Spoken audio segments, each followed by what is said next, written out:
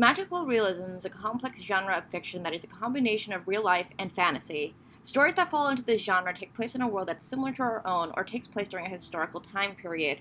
Throughout the story's narrative, magical or fantastical elements are sprinkled in, and these plot threads are seen as normal amongst the characters in the story. The audience cannot question these occurrences either, as a good amount of suspension of disbelief is required to fully enjoy the genre. The genre is incredibly difficult to define as it's completely subjective, as its definition is way more complicated than I previously described. What magical realism is to me may not be the same for some people. In this video, we'll be looking at a video game that I consider to be an example of magical realism called Life is Strange. Life is Strange follows the story of Max Caulfield, a high school student who spontaneously gains the ability to time travel. However, her power is extremely limited as she can only go back in time by a couple minutes. Sometimes. It's never explained on how she got these powers or why sometimes it works and other times it doesn't. In the first chapter of the game, Max rewinds time to save her long-lost friend Chloe from getting shot, which is how Max discovers her powers. The friends bond after several years of being apart, and the game mostly focuses on the mysterious disappearance of a girl named Rachel Amber. The story opens up on a tornado, foreshadowing the end of the game. Throughout the narrative, Max will have visions where she sees this tornado destroying the town she lives in. The more she rewinds time, the stronger and more vivid this vision becomes. It's strongly suggested that Chloe and the tornado are correlated, but it's never explained how or why that is.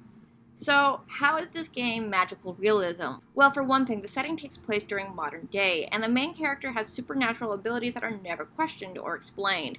Max and Chloe do acknowledge Max's powers, but they never question its limitations.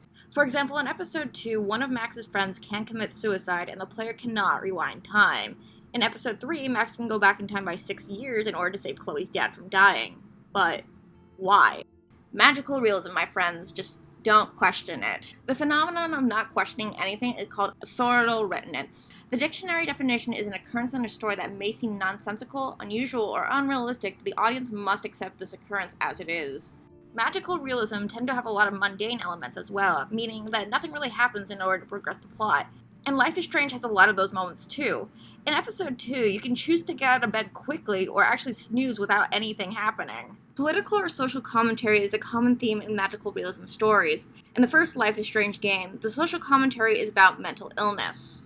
Most of the main and supporting characters have some sort of mental illness. Depression, borderline personality disorder, psychopathy, schizophrenia, narcissism, PTSD. The only thing that's missing is Munchausen. Nathan Prescott serves as a minor antagonist of the game.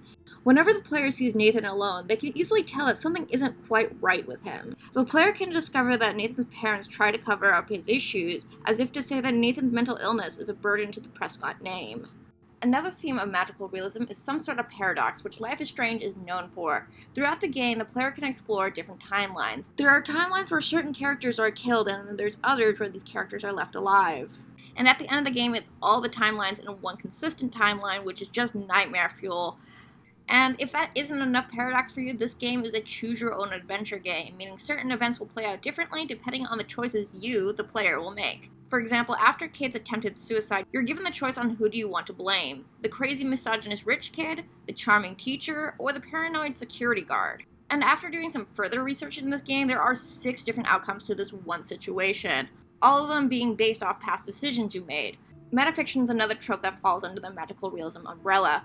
This is a definition I got from a literary blog. Metafiction is fiction about fiction. It is a novel, short story, play, film, or video game in which the author knowingly draws attention to the fact that everything is made up and the points don't matter. Just like a stop sign at 3 in the morning, the points don't matter. I didn't realize this in my previous playthroughs of Life is Strange, but someone pointed out this Easter egg to me. One of the minigames in Life is Strange is to find codes to break into people's computers, phones, or lockers for research.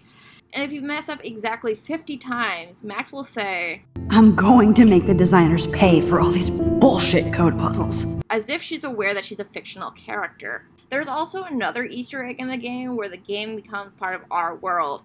One of the bullies writes a video link on the bathroom wall. If you Google this link, the website is dedicated to one of the characters in the game.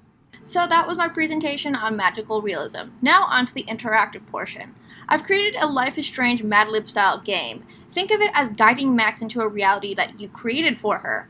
There are 5 different prompts to choose from, each of them being based off the 5 episodes in Life is Strange. And in case you've never played a game of Mad Libs before, it's best not to look ahead or else your story will be boring. I'm also turning this interactive portion into a contest. The funniest entries will be featured on my somewhat monthly web show, The Digital Circus.